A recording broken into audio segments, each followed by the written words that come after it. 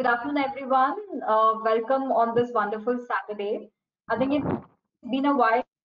Let's do a webinar for all our parents and our to-be parents on one very important topic: what to do next after the baby is here. So this is something that we were discussing. Is a question that most parents have. The entire pregnancy is gone in spending about taking care of the pregnancy, taking care of the mother. But what do we do once the baby is here? And with me are joined today our experts, Dr. Prakash Vemgal, our Clinical Director and HOD of Pediatrics, Dr. Saravanan, Consultant Neonatology and General Pediatrics, and Dr. Aruna, who is also a Consultant Neonatology and General Pediatrics. I first welcome Dr. Prakash Vemgal. Hello, sir. Thank you, Dr. Girija, for getting us today. Yes, sir. So Dr. Prakash is actually a specialist in the area of neonatology and pediatric critical care. And it's his love for his children that has motivated him to pursue a career in the field of pediatrics. He is a member of the Royal College of Physicians of Ireland and Royal College of Pediatrics and Child Health. He is a diligent medical scholar and has many articles published in various medical journals of repute. And you actually recently, you might have even caught him on TV where he was discussing films with different experts across in the national television of Mirror Now. Next, we have Dr. Saravanan. Dr. Saravanan has completed his medical schooling in Coimbatore, and he has won gold medal in pediatrics and ENT during his undergraduation. His passion for children has made him pursue pediatrics. He is one of the very few neonatologists in the city. And in order to provide the perfect start to newborn babies is why he actually started specializing in neonatology in one of the highly prestigious institution, that is the Child Health of Madras Medical College in Chennai. Welcome, Dr. Saravanan. Thank you, Dr. Girija, for this introduction. And it's nice to connect with the parents and the mom to be. So thanks for this wonderful opportunity. Yes. So our third expert, Dr. Aruna, she will be joining us in some time because it being a Saturday, she's kind of tied up with all her children at the OPD. So we'll catch up with her as soon as possible. And I'll introduce to her when she comes over. Now, I think we'll just start off with the question. I request listeners to ask the questions either in the questions or in the chat box. But we've already collated a few common questions we've had parents asking us, and I'll start off with these to our experts. First, Dr. Saravanan, if you could take this first question. Yeah. So the question is, once my baby is born, what are the things to expect immediately in the first 1 hour? Yes, the delivery is sometimes. Once the baby is born. Yeah. Can you hear me, Dr. Girija? Yeah. So the delivery process is quite a stormy one and a painful one. So once the baby is born, the mother is quite dazed. So what to expect? So if she's mentally prepared, that does a world of good. So immediately after birth, once the baby cries, what we neonatologists do is we follow a concept of zero separation. That is a skin to skin contact the minute the baby is born. So once the baby is crying and breathing well, immediately the baby is placed on the mother's tummy, so there is a skin to skin contact. Then the baby starts to crawl over the mother and reaches the breast and starts breastfeeding. Now this is very, very important. The first touch is very important and it should be done immediately after birth. In fact, if fathers are there, they can in fact request the pediatricians and the obstetrician that the baby should immediately form a contact with the mother. Next important thing which parents as well as the neonatologist and everybody insists is something called as concept of delayed cord clamping. Well, 10 years back, what we used to do is immediately clamp the cord, that is the umbilical cord which connects the mother and the baby. We cut it immediately after birth. But now it is what we follow is called a concept of delayed cord clamping, where for a minute to up to 3 minutes, we wait for the blood flow from the mother into the baby, and then we clamp the cord. Now, this extra blood to the baby goes a long way in preventing anemia in the baby later on. And this in turn helps a lot in the brain development of the baby. So follow a concept of zero separation, that is baby is on the mom, and then start breastfeeding immediately after birth. and then follow delayed cord clamping. So this is what we expect in the first hour. After that, the pediatrician examines the baby. So hope this answers the question. Okay, thank you, doctor. Dr. Prakash, if you could please take on this question, is breast milk enough for the baby and how to ensure a good milk supply? So good afternoon to all the parents who have joined today. It's a great opportunity to get connected to you all, and I think you've all been waiting for a long time to meet us. So the question here is the breast milk enough? Yeah, sure. And this is which a lot of mothers do ask when the baby is born.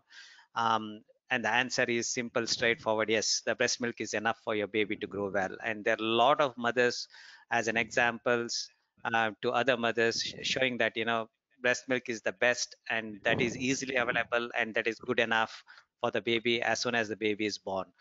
And in order to ensure that the breast milk supply is going on well is where a mother is in fact actually educated or kind of given a lot of information as soon as she becomes pregnant during various antenatal classes which we conduct over here.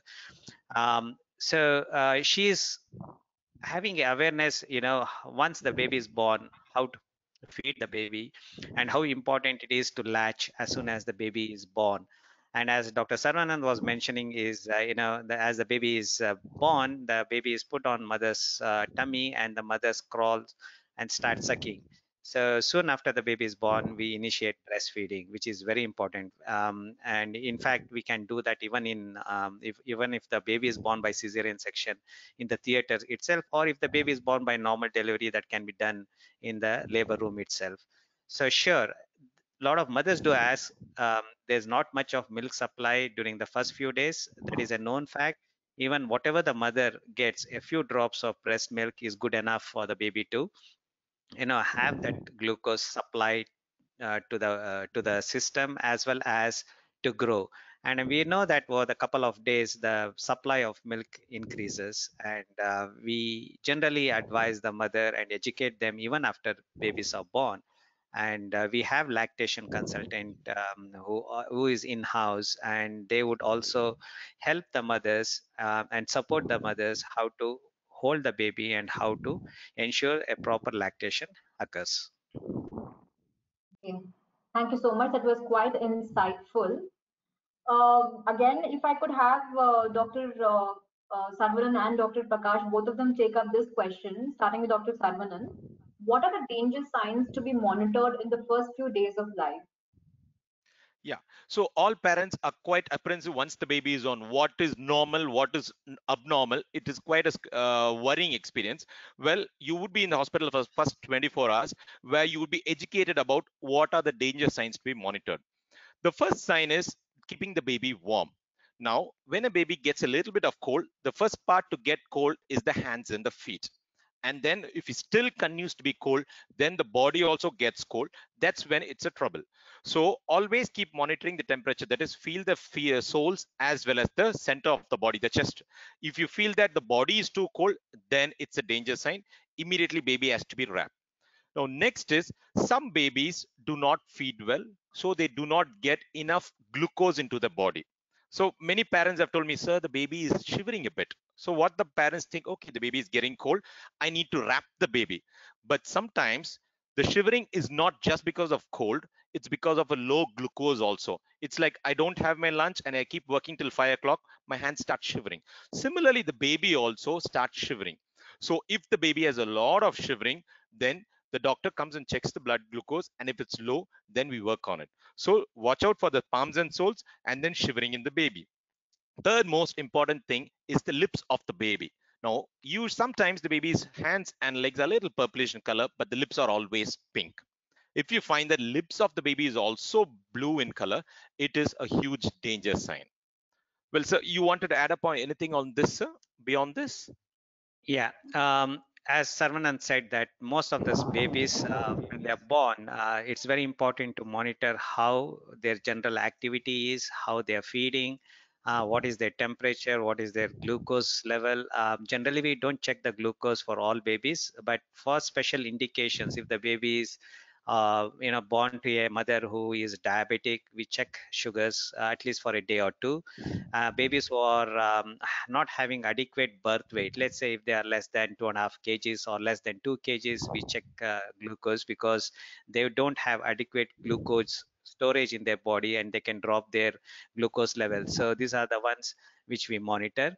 Second, another few things I would like to add is how is their breathing pattern. Some babies who are born by cesarean section, or if they're born by an even normal delivery, after a couple of hours, they start kind of having grunting sound. Grunting is basically making a noisy breathing and hurried breathing. So if this is noticed in the, when the baby is with the mothers, generally that has to be intimated to the nurses or to the doctors, and we need to come and observe.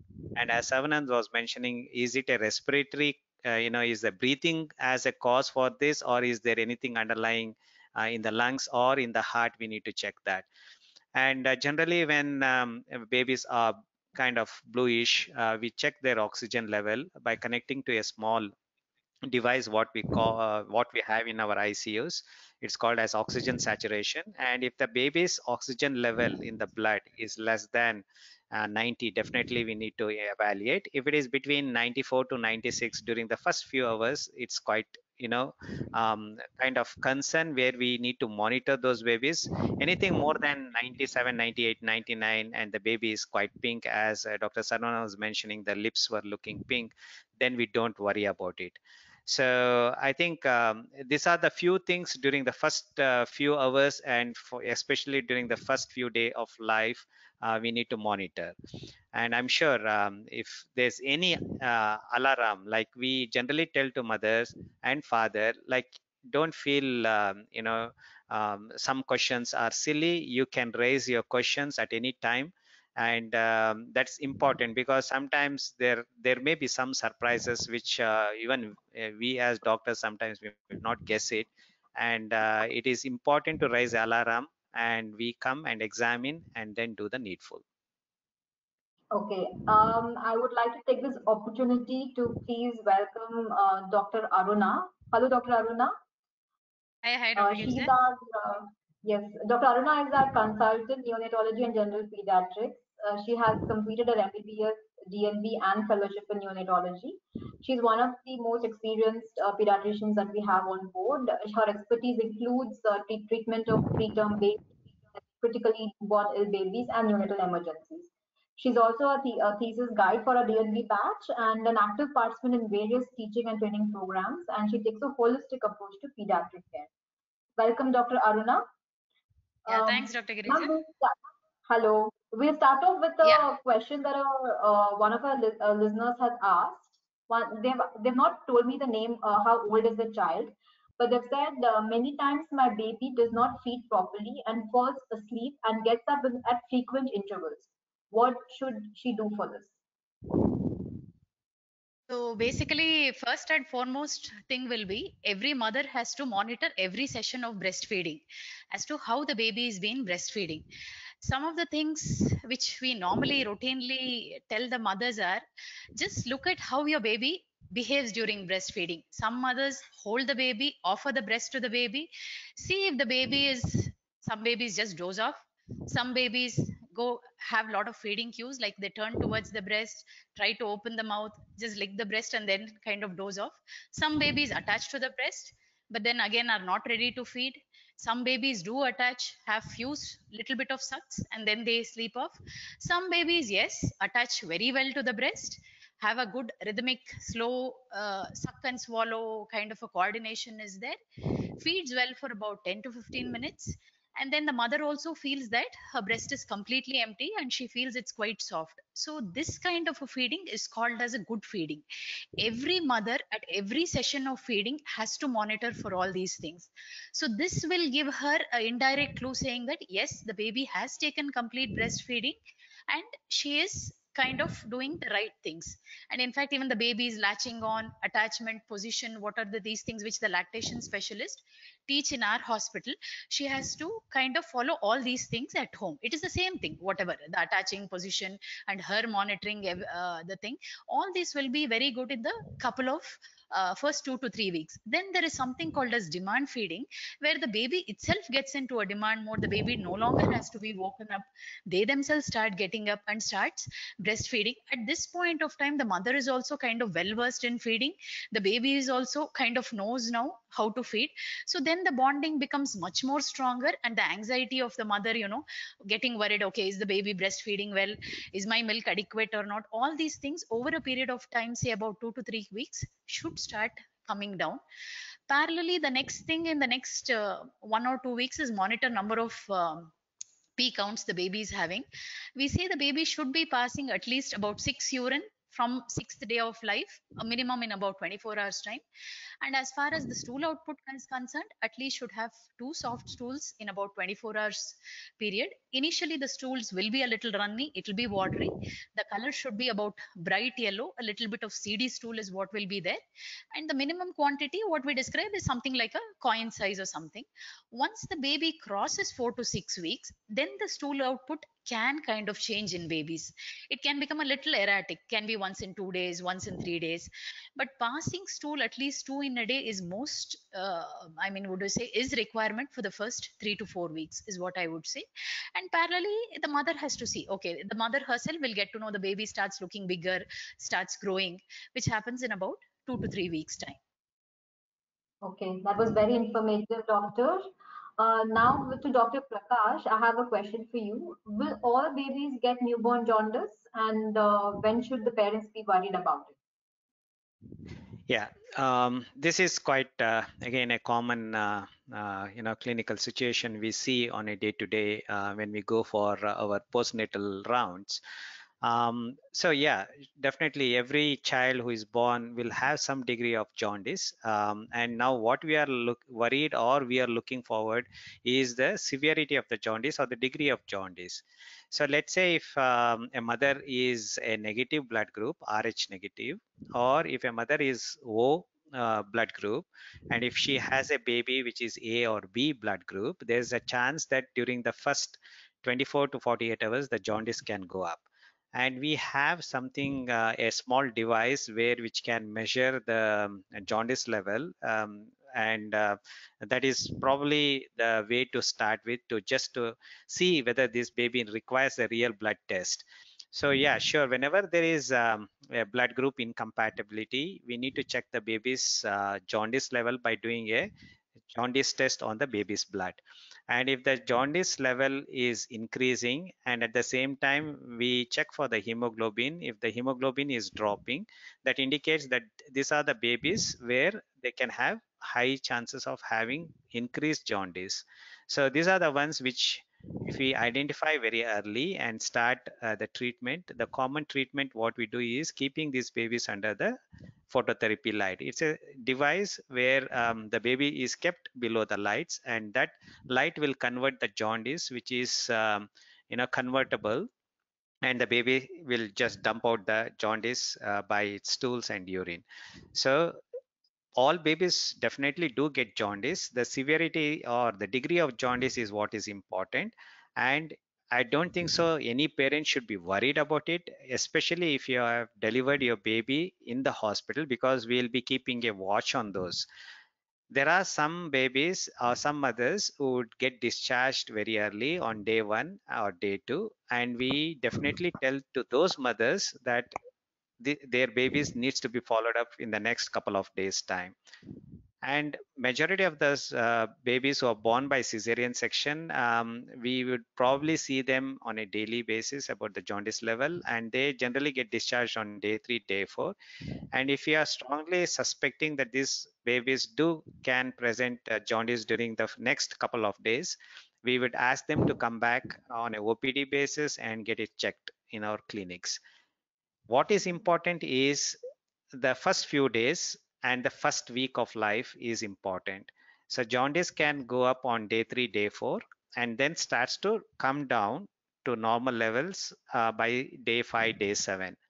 So you don't need to be worried too much. What is important is we generally teach the mother and the father how to see the yellowishness.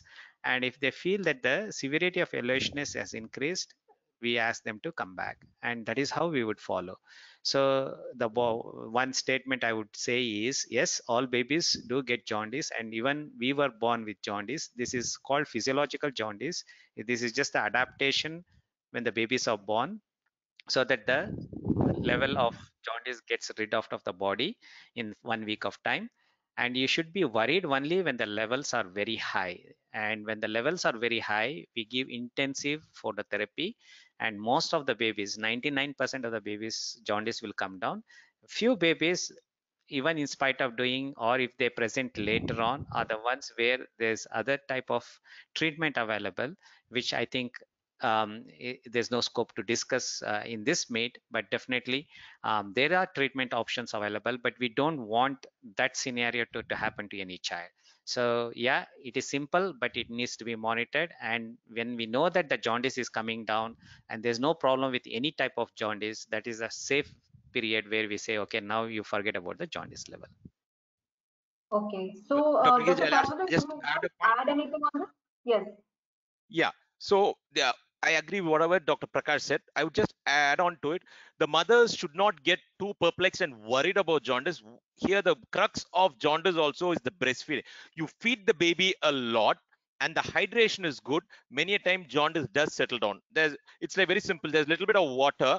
If little yellow, water is less means yellow is more. But there's a lot of water, even little yellow, it gets diluted. So feeding your baby more frequently ensures that jaundice doesn't creep up. And as Sir had mentioned, monitoring diligently also is very important. So the peak of jaundice is on the 4th or 5th day. You have to meet a doctor on the 4th or 5th day. But from what the mother can do is feed the baby more frequently to ensure good urine output and good motion also. Okay. And how many, what's the frequency of motion and urine which is kind of considered normal in a newborn? Yeah. So sometimes, many a time, in the first few days, babies may pass motion immediately after a feed. So you may find that the baby passes 10 times motion a day, which is still very good and very normal. But sometimes you may have a once a day motion, that's still okay. And urine once in 4 to 6 hours is usually tend to be normal. Now here also, when the parents are at home, you see the diapers and you find orange colored crystals sitting there, orange color staining there. That could indicate that still you can give more feeding, or you have to be more aggressive and feed the baby more frequently. So more motion is good, and urine once in 4 to 6 hours, and no orange color crystals in the diapers. That's what is crux of it. Okay, thank you, doctor. Next, my question is to Dr. Aruna. Ma'am, what blood tests are mandatory for a newborn? Yeah, so to answer this question, I would say that as soon as a baby is born, we do a complete head to toe examination of the baby. One, postnatal wards also, we monitor these babies. At discharge, there's a specific discharge examination. How all these examinations are important. Similarly, blood tests are also equally important for a newborn baby. If your baby is born full term, that is who's come out after 37 weeks of age, whose weight has been good at birth, more than 2.5 kgs, and who's made a good transition from mother's womb to the outside world, doesn't require much of our help, such babies we normally do a blood test by 48 hours period. What we would be doing is a jaundice test, which is called as serum bilirubin test, which is required, I would say, for every baby. One, the simple reason being, yes, doing a jaundice test will tell us, yes, whether your baby can be discharged from the hospital or do we have to give a treatment. One. Secondly, the jaundice test would tell us what is the risk of your baby having a jaundice when you come back for a follow up. Because when we have a jaundice report, we put it on a graph, what we call as nomograms. So this, there is something called as a low risk, intermediate risk, and a high risk in this charts.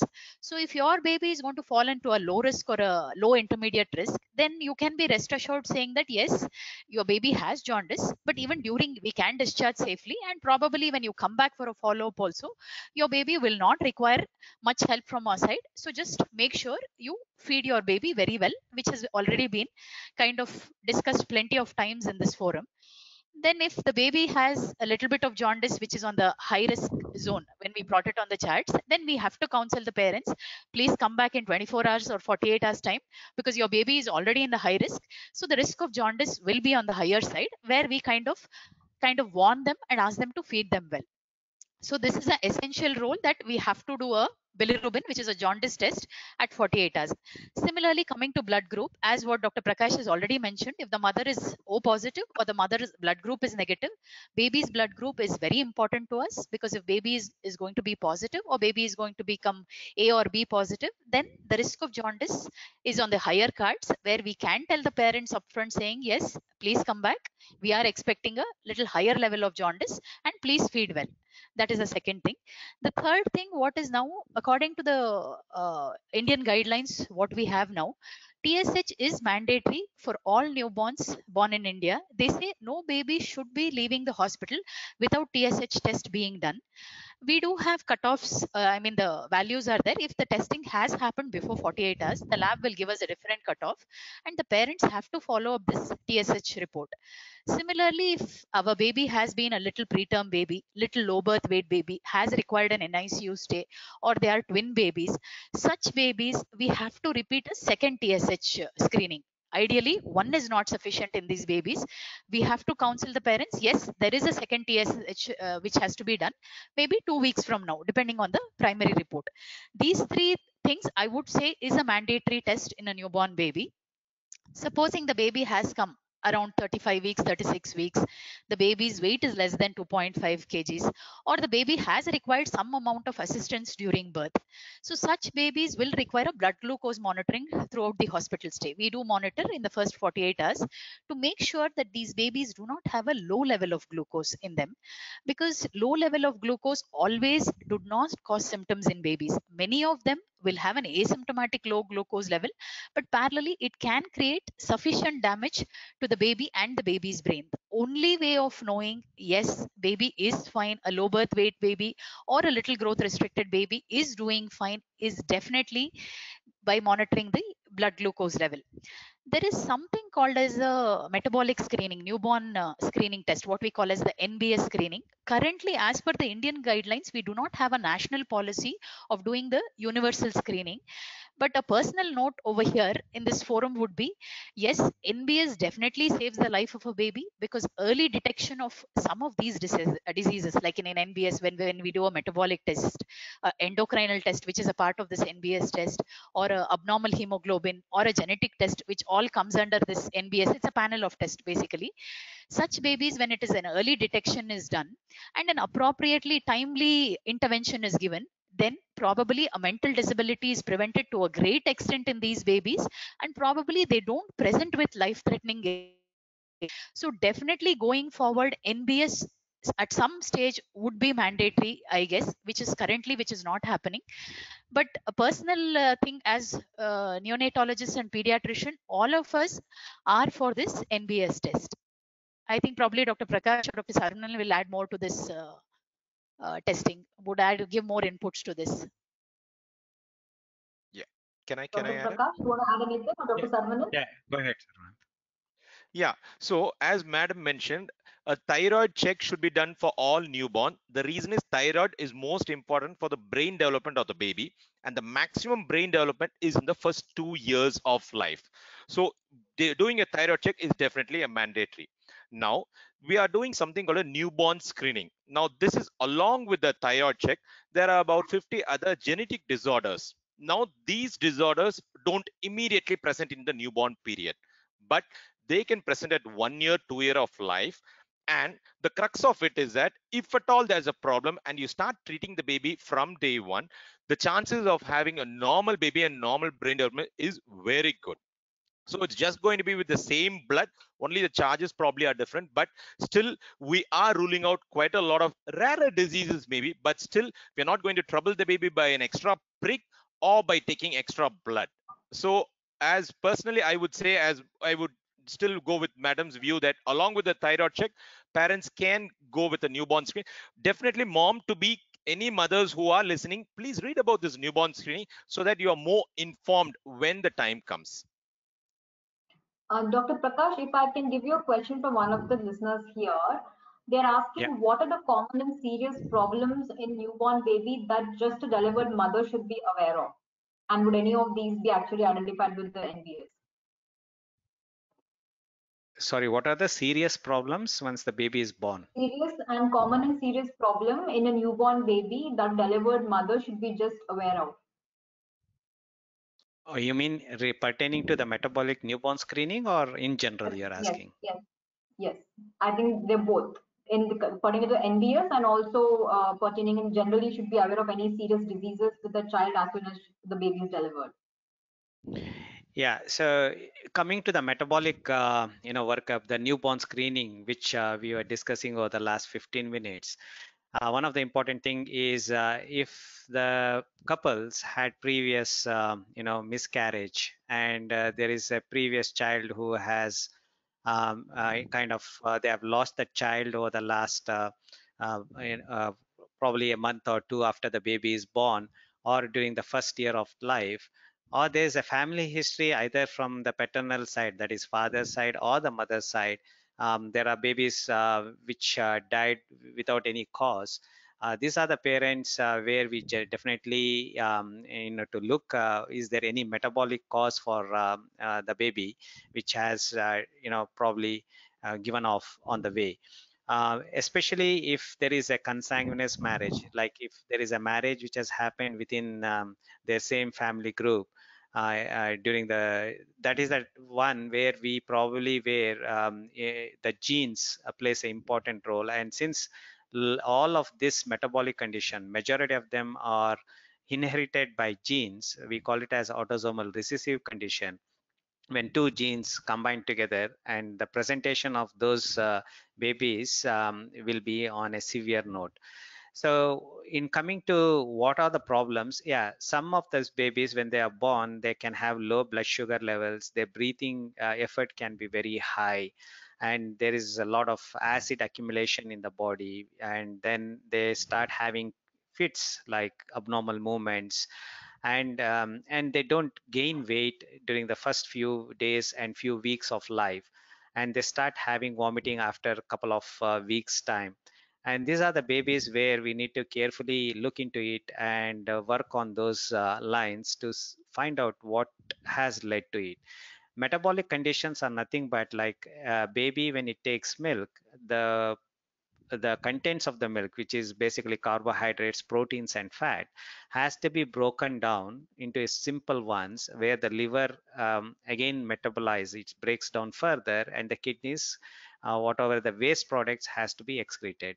So somewhere during the breakdown of these carbohydrates, proteins, and fat, especially proteins and fat, there is a system which doesn't occur. There is no further breakdown of these elements, and then there is accumulation of toxic products of this, and that will can go to the any part of the body and cause damage. That is what exactly we need to we have to identify and treat as early as possible, because if you identify, there are some treatment options, and there are some lethal ones like where we can't treat also, and those are the ones which we are very sorry, and probably it will guide us for the future pregnancies, what is the medical condition associated with that particular child. Coming to any other medical conditions or any other problems after the baby is born, as we noticed, or as we discussed earlier, is babies who are born soon after can have increased breathing difficulties, and then they can require oxygen, and then finally sometimes some of these babies can also have we need to support them for with the breathing support, like we call it as CPAP, or a full mechanical ventilation where we have to allow the baby to breathe on a breathing machine. So this can be because of the lung immaturity or a pneumonia, or sometimes if the lung pressures are very high when the babies are born, we call it as pulmonary hypertension. These are the babies where we need to support in terms of breathing. Another thing is if a mother has any infection during her pregnancy, and these babies can be presented soon after birth with infection circulating in their blood. So these babies require again ICU care and antibiotics, and plus or minus we may have to support with some medications, And plus also some babies, if they are very sick, we may have to give respiratory support. Second thing is some of these heart conditions which we probably can't pick up when the baby is inside, and these are the babies when they are born can present blue or again with breathing difficulties. The diagnosis here is made by doing an heart scan. So when the heart scan is done, there are some conditions which doesn't require any treatment immediately, but some of these blue babies um, would require medical treatment and majority would require a surgical treatment. Other things are some babies, might be born with some other congenital problems, like the lung might not be formed well. There may be intestines, twisting or not formed well.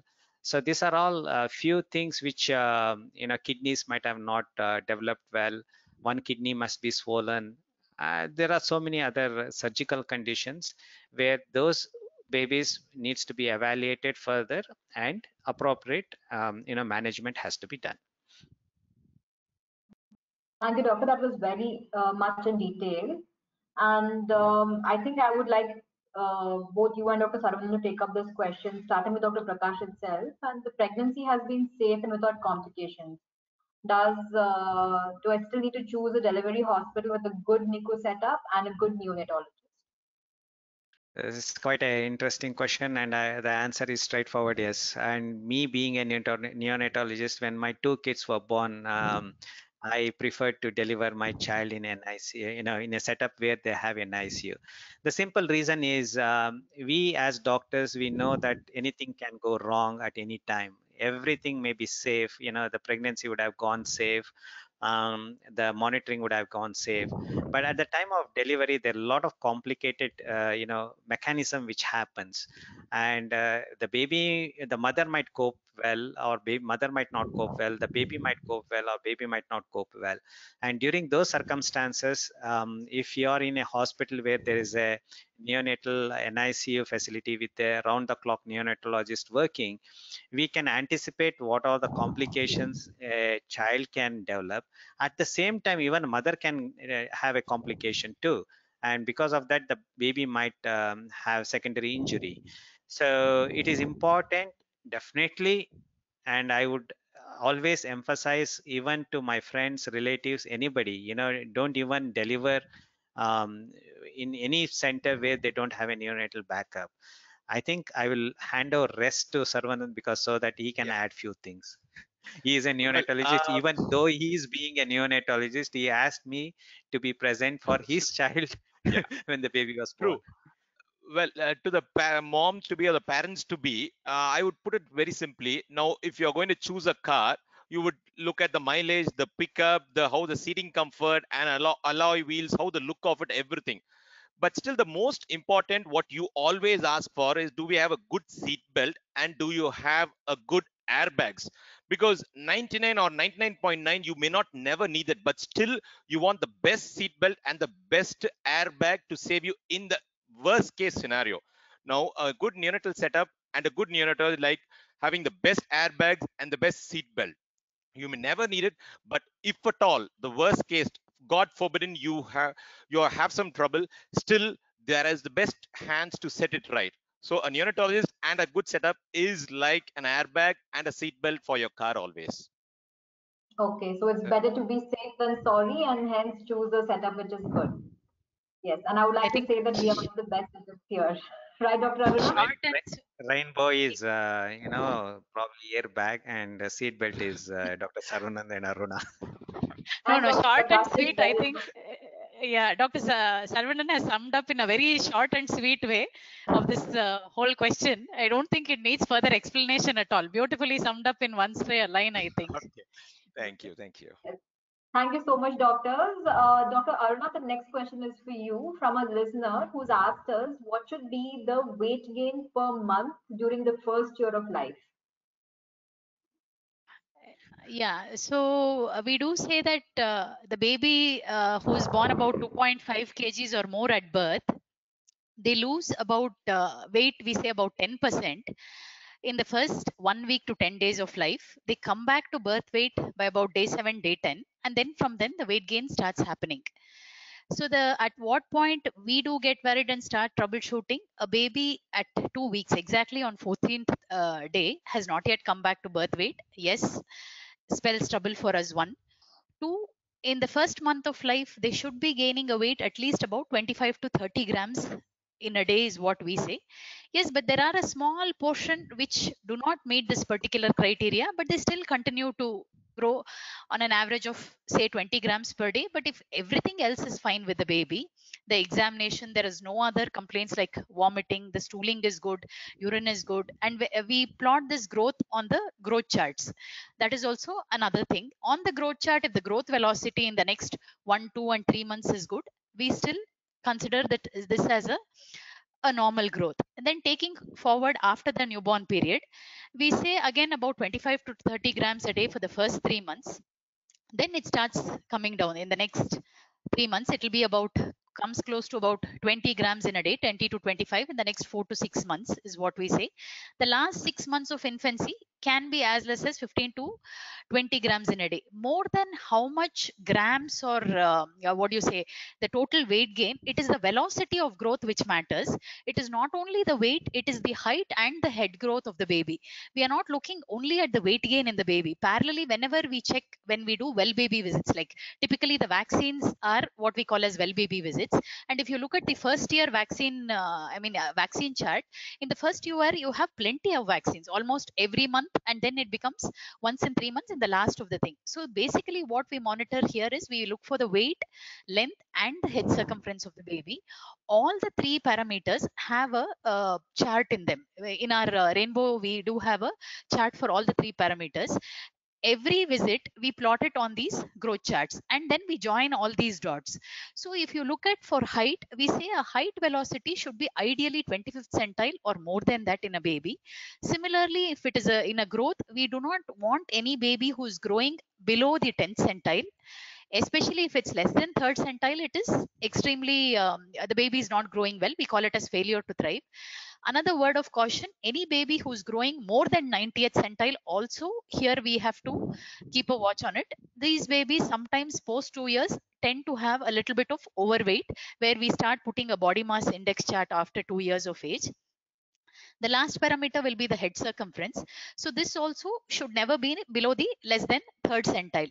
So holistically, when you have a baby who's plotted on the growth chart and the height, weight, and the head circumference is growing in a good velocity, the curve is good, it is more than 10 centile, you can be rest assured saying that your baby is growing well.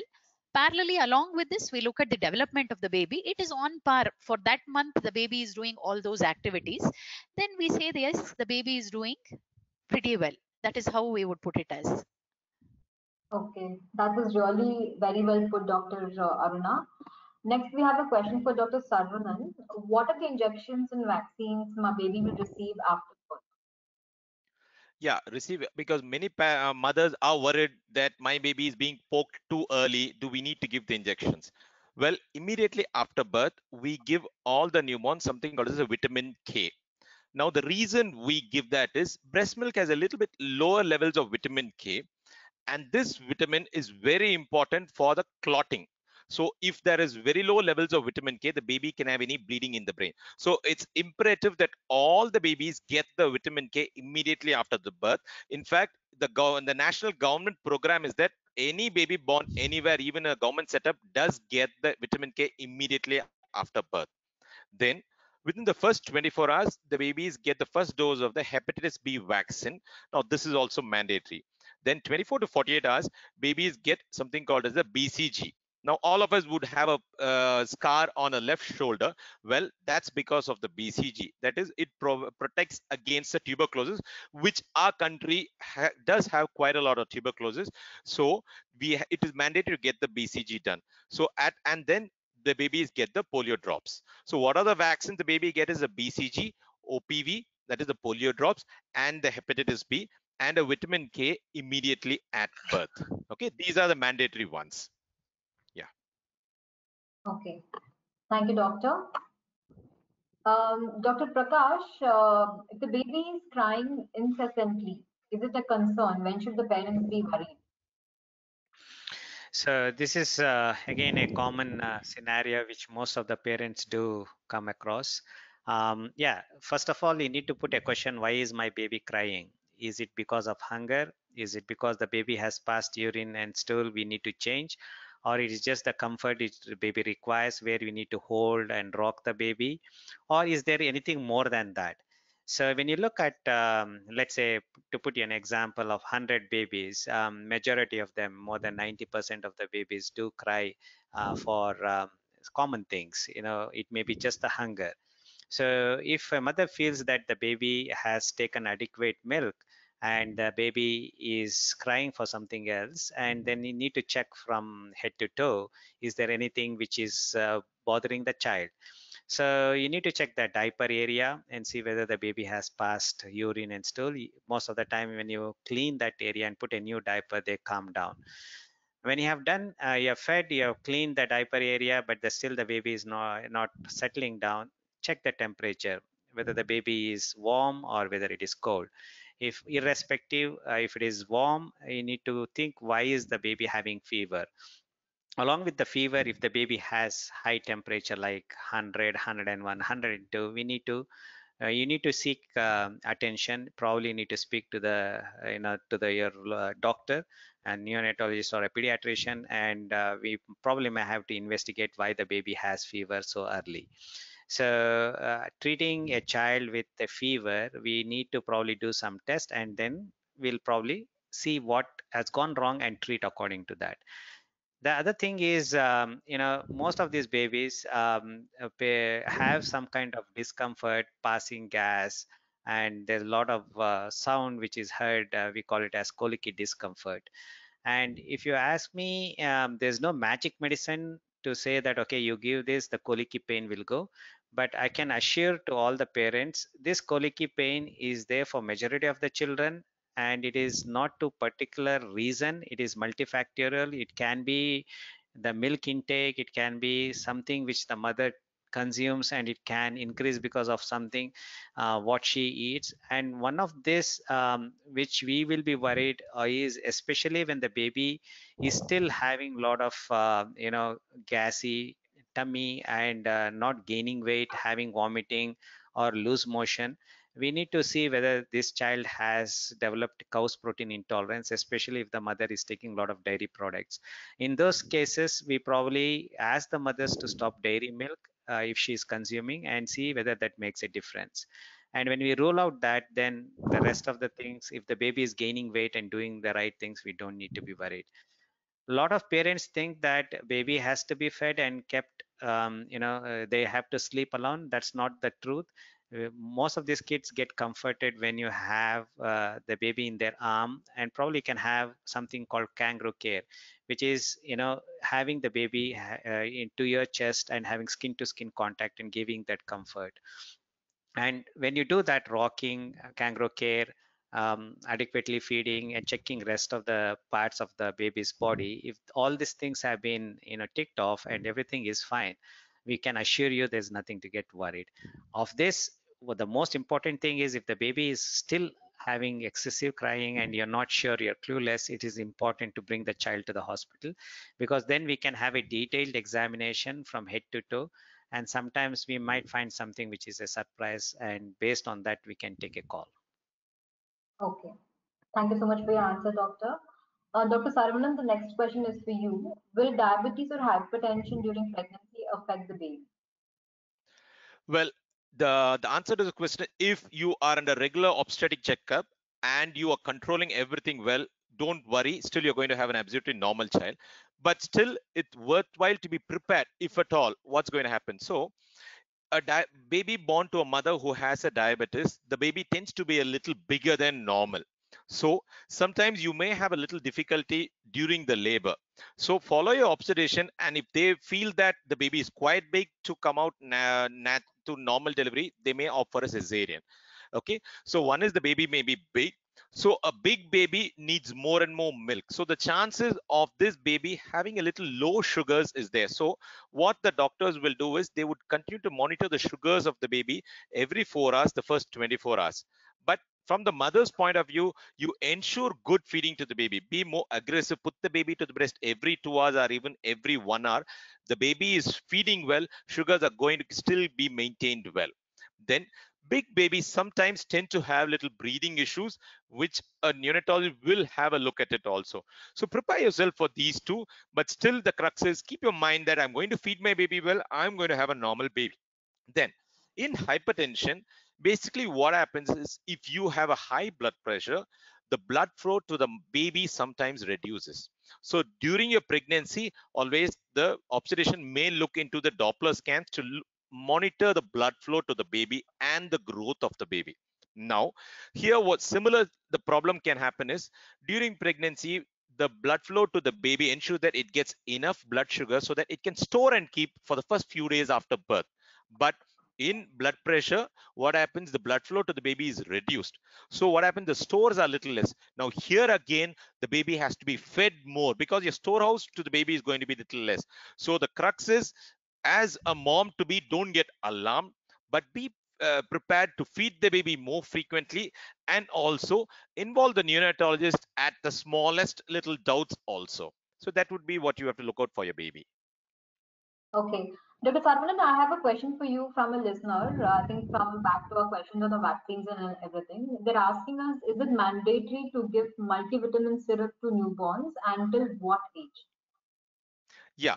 So we have only one vitamin we recommend for all normal babies. So the normal here is in quotation, that is your baby is more than 2.5 kg and your baby is born at term.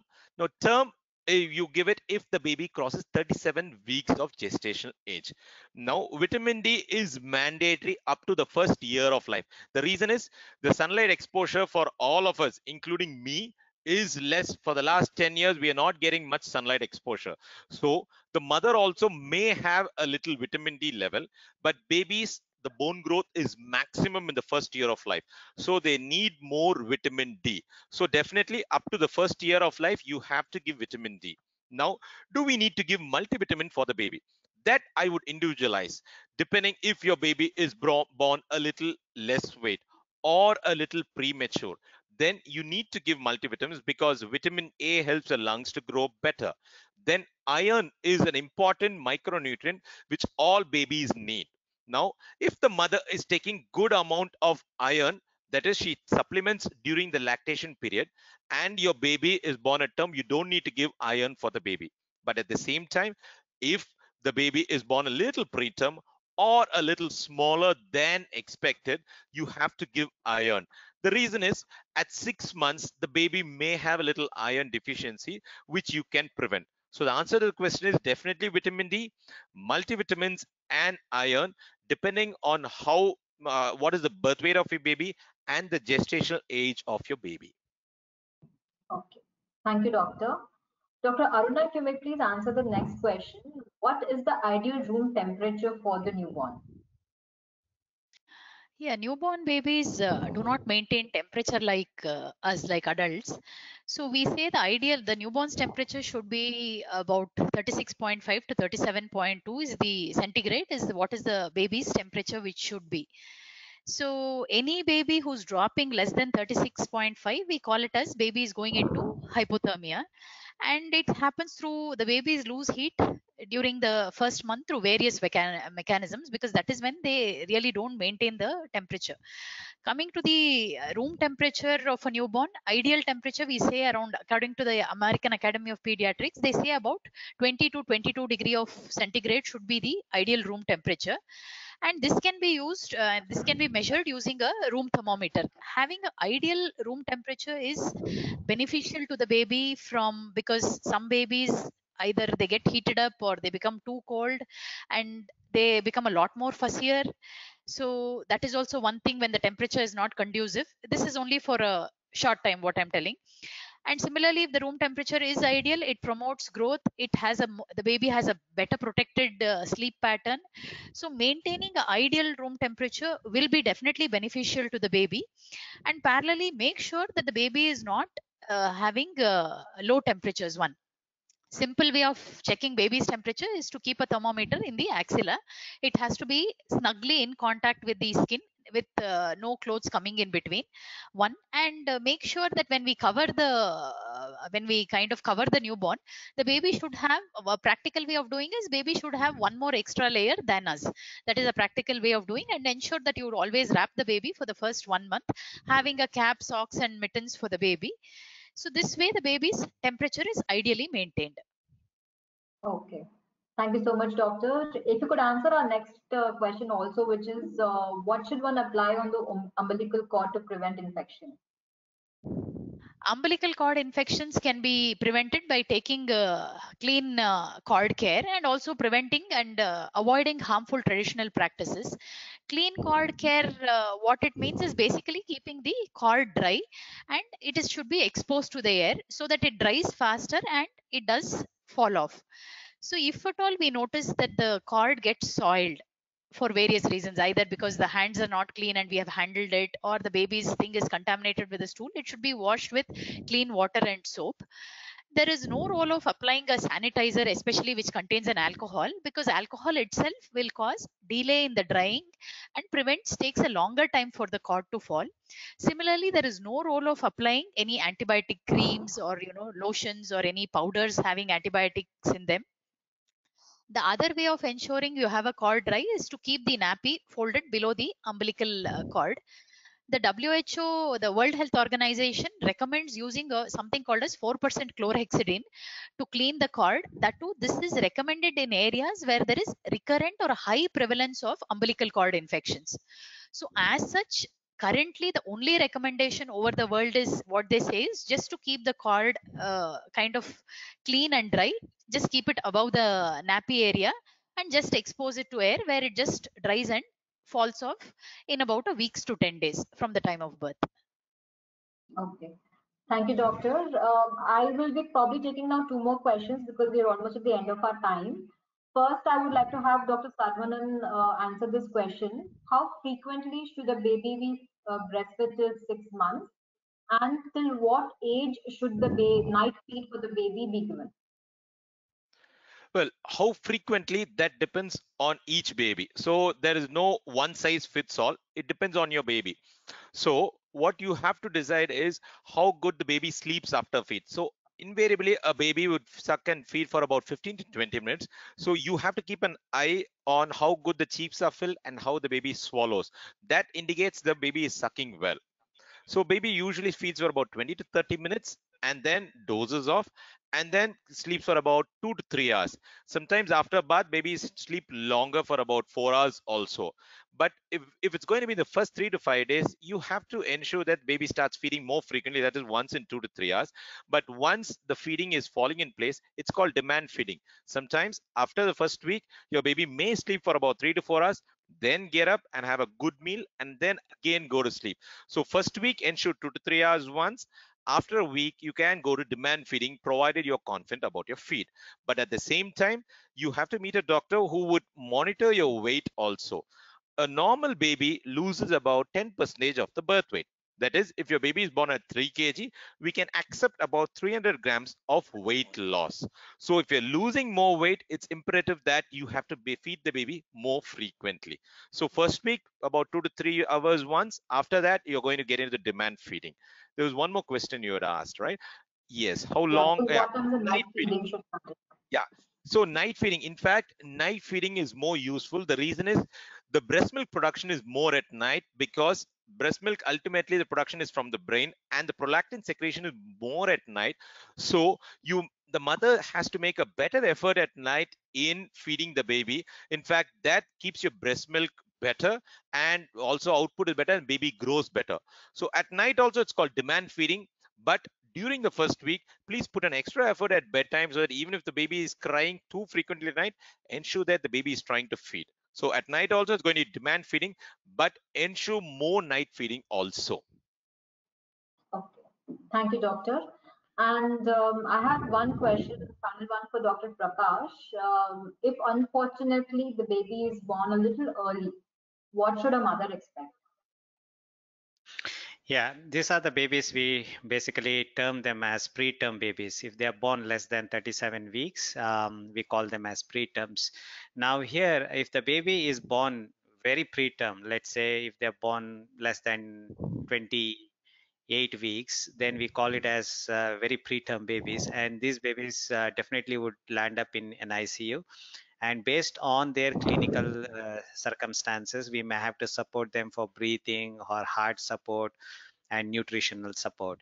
If babies are born between 28 to 32 weeks, again, they are called as, preterms, and they are definitely better than babies who are born less than 28 weeks. And some of them might just require a little bit of oxygen and feeding support, and they do better as they grow. Babies born between 32 to 34 weeks are just borderline, compared to what the other babies are born. And most of these babies don't require any support, and it is more of growing them in the NICU. We call it as nursery care, and establishing feeding and helping the mother to allowing the mother to bond with their babies and take care of those babies in terms of feeding and the rest of the care. Babies who are born between 34 to 37 weeks, most of these babies don't require aggressive NICU care. Very few of them might land up in trouble in terms of breathing, but majority of them do very well. So you don't need to be worried extremely, because now if you look at NICU care all around the world, and especially in India and in a city like Bangalore with NICU setup like what we have excellent care and excellent outcome even if the baby is born between 28 to 32 weeks. The important thing here is babies who are born between 24 to 28 weeks of gestation are the ones which might take longer time to get out of NICU. They are more challenging, and they might require a lot of medications and NICU care. Those are the ones where we play a very significant role. The nurses play a significant role, the parents and the doctors. We have a lot of bonding with them. They understand the circumstances, what the child is going through. A constant explanation is going on with those kinds of parents. So babies born less than 24 weeks, are generally very sick, especially if they're born less than 23 weeks. There's no hope for life. Between 23 to 24 weeks are the challenging ones, and we can try to manage those babies, but the outcomes are not as great as babies who are born about 28 weeks. So yeah, it's unfortunate to have babies born preterm, but for some reason these babies are out, and we have technology and we have team where we can manage those babies. Yeah, I'll Thank just you so add a much. point if you That don't is mind. very reassuring. Just Yes, Dr. one line, can Saravanan. I add? Yeah. So as parents, what you have to ask for is a family-centric neonatal care.